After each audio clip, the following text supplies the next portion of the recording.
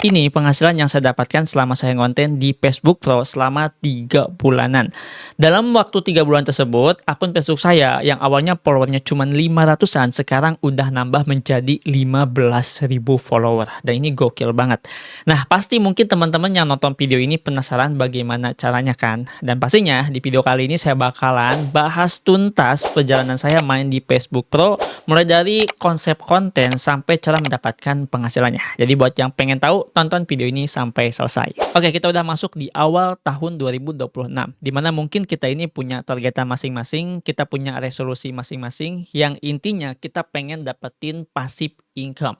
Nah, passive income yang emang lagi hype sekarang itu dengan cara ngonten seperti ini. Dan sekarang itu platform udah ngasih bayaran lah teman-teman ya, misalkan di Facebook, ataupun di TikTok, ataupun di YouTube. Tinggal disesuaikan aja. Dan mungkin di sini teman-teman yang udah nonton video ini sampai sekarang, milih Facebook itu karena yang pertama dari video dibayar, dari foto dibayar, dari teks juga itu dibayar. Udah pasti kayaknya cuannya bakalan gede nih. Dan kita akan bahas seperti apa. Tapi sebelum saya mulai, mungkin di sini saya pengen disclaimer dulu teman-teman ya. Ini semua berdasarkan pengalaman pribadi saya. Jadi kalau misalkan nanti dipraktekkan, hasilnya tidak akan sama persis. Yang perlu diingat di sini adalah kita nyari duit dari internet sekarang itu tidak ada yang instan. Jadi teman-teman join ataupun teman-teman ini jadi seorang content creator, baru hari pertama itu nggak bakal langsung dibayar. Karena ada yang namanya sebuah proses.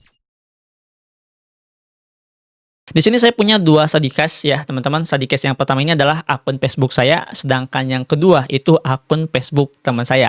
Di akun Facebook saya yang pribadi itu saya melakukan teknik yang namanya cross posting. Dan teknik cross posting ini adalah teknik di mana strateginya itu kita bikin satu konten nanti bakal disebarluaskan ke platform yang dimiliki oleh Meta. Contohnya Instagram, sama Threads dan Facebook. Jadi kita upload di Facebook, dia akan langsung nyebar.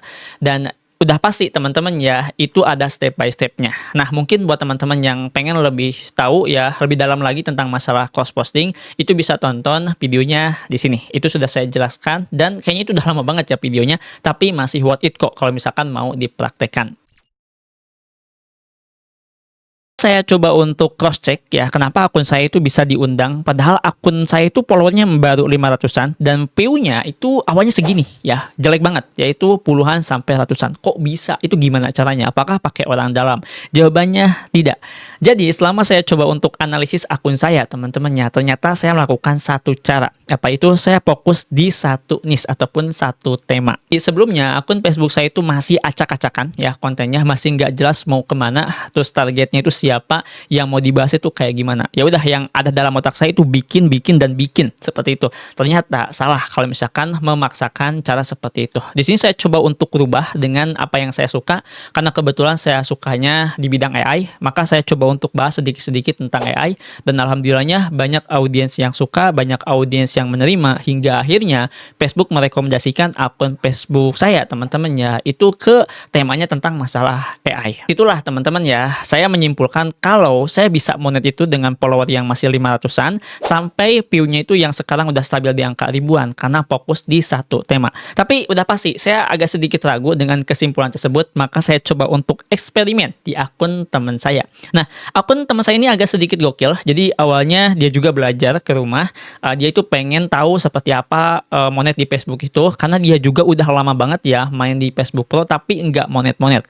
Setelah saya coba cek akunnya, ternyata masih nggak jelas. Kayak awal saya main Facebook teman-teman ya, kontennya itu kemana aja, yang penting ada dalam otak kita itu dituangkan ke kontennya. Dan saya coba untuk suruh fokus di satu nih sesuai sama hobinya. Kebetulan dia milih hobinya itu mancing, dia fokus di mancing, dan tahu nggak, itu berhasil monetize teman-teman ya. Saya coba untuk tanya hasilnya itu gimana dia bisa dapat monetize dengan ya mungkin jaraknya di angka 1-3 bulanan orang tersebut, dan dia jawab seperti ini. Kita bisa monet kumaha amat? Hari ieu mah sanis konten teh nyaeta ngupload meureun Sehari seberapa konten? foto tilu tah pentingna we Video. hiji tah kitu. Ini saya udah bisa dapat kesimpulan, ternyata Facebook itu suka dengan satu tema ataupun satu niche. Tapi intinya dengan cara seperti itu ada beberapa yang berhasil. Jadi silahkan teman-teman di sini riset dulu ya, pikirkan dulu secara jernih akun Facebook teman-teman itu mau diarahkan kemana. Dan kalau misalkan udah nemu titik terangnya, di sini teman-teman bisa fokus di angka 1 sampai 2 bulanan dan tinggal tunggu hasilnya. Ya, meskipun tidak akan menjamin ya, karena semua itu tergantung kitanya. Kalau kitanya konsisten, kitanya sabar, udah pasti ada hasil. Tapi kalau misalkan kitanya nggak konsisten, itu percuma aja. Oke, ini mungkin pertanyaan yang paling umum juga kalau misalkan teman-teman cari, itu bakal ada sebuah penjelasan, di mana teman-teman ini harus upload di jam ramai. Contohnya di jam 6, jam 12, ataupun di jam 5 sore, ya, ataupun di jam 8 malam. Tapi saya tidak melakukan cara seperti itu. Kalau dulu sih iya ya, selama saya bikin konten affiliate.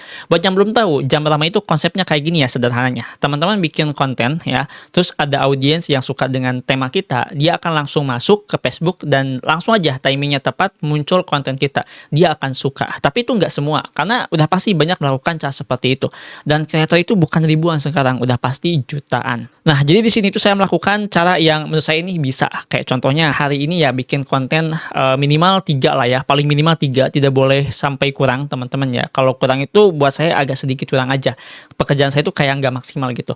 Nah, jadi untuk hari pertama misalkan saya ini nggak keburu nih, yang penting upload 3 aja, mau itu jamnya jam 12 siang, ataupun nanti di video yang kedua di-upload itu jam 3 sore, ataupun di video yang ketiga itu di-upload jam 8 malam ya. Yang penting saya seharinya itu upload 3 itu minimal. Kalau misalkan ada banyak waktu, saya udah pasti uploadnya itu rutin. Kayak contohnya di paginya ada, siangnya ada, sorenya ada, malamnya ada. Jadi untuk masalah jamnya itu tidak dibuat tepat teman-teman ya.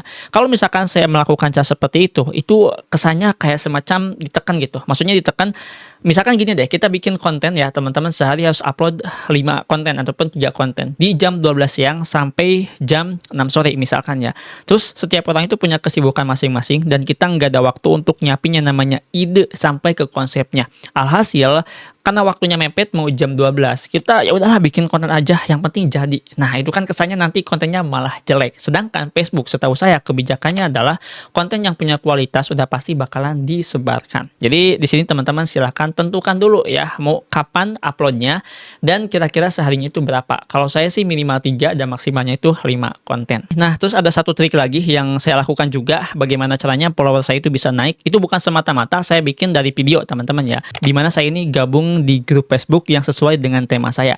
Kebetulan tema saya ini adalah tentang AI, jadi saya ini selalu bikin kayak semacam prompt gambar terus saya upload, dan alhamdulillah itu ada yang meledak teman-teman ya di dalam grup tersebut. Jadi jangkauannya itu luas banget ya, view-nya itu juga tinggi banget, bahkan like-nya juga tinggi.